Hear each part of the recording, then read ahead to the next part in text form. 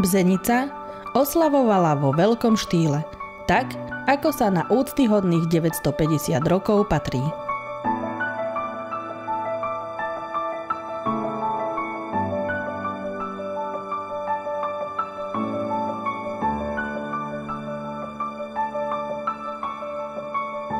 Oslavy začali slávnostnou omšou.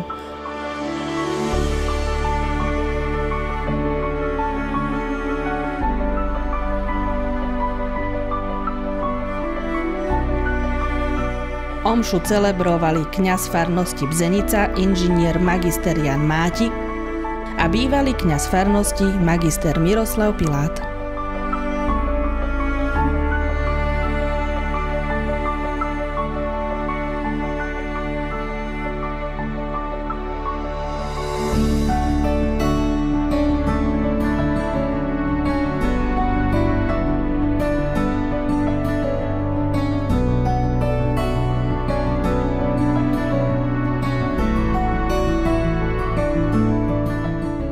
Po omši nasledovala prehliadka pamätnej izby Andreja Kmeťa, významného rodáka z obce Bzenica.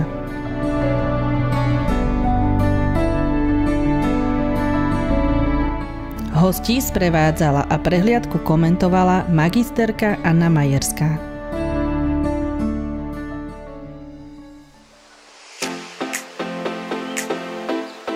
To už sa na ihrisku pripravovalo všetko potrebné na kultúrny program a zábavu.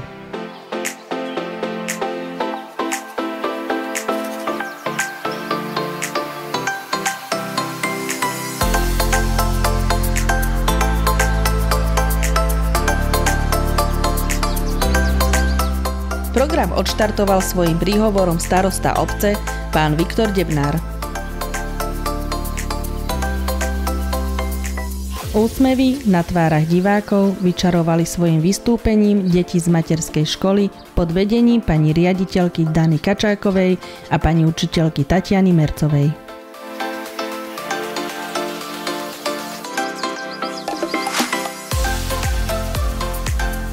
Folklórny súbor zo Bzenice predviedol svoje pásmo inšpirované rokom na dedine. Pásmo doplňali umelecky spracované fragmenty z histórie obce v podaní inžiniera Jozefa Janča a pani Jany Debnárovej.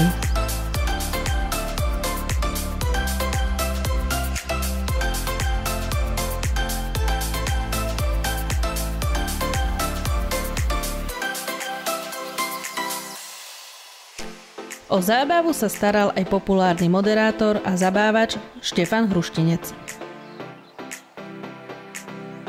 Oslavujúcich Bzeničanov prišiel neformálne pozdraviť prezident Slovenskej republiky, pán Peter Pellegrini.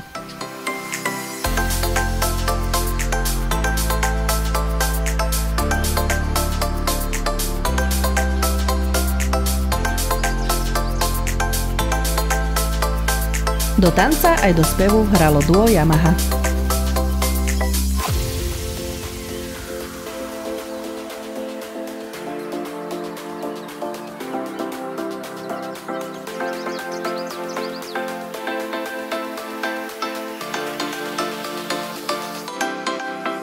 Najväčším lákadlom pre ľudí bola kapela Ščamba, ktorá už tradične dokáže na svojich koncertoch dostať do varu všetky vekové kategórie.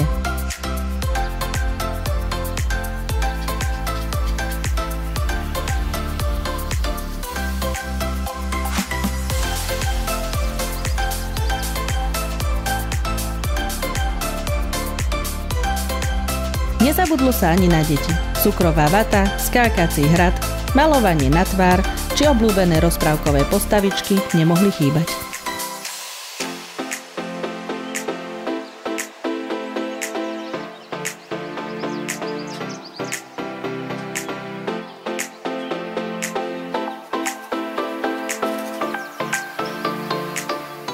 O poriadok sa počas celého dňa starali chlapci z dobrovoľného hasičského zboru a v čase návštevy prezidenta republiky aj členovia policajného zboru.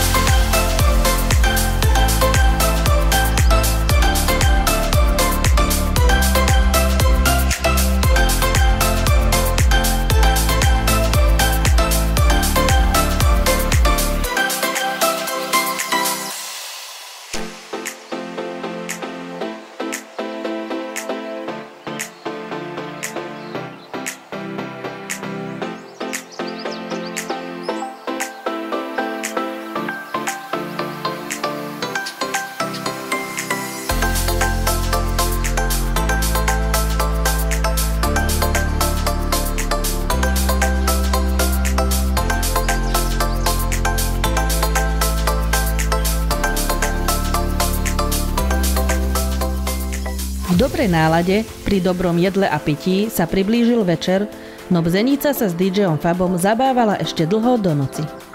Veď 950 rokov je v živote obce len raz.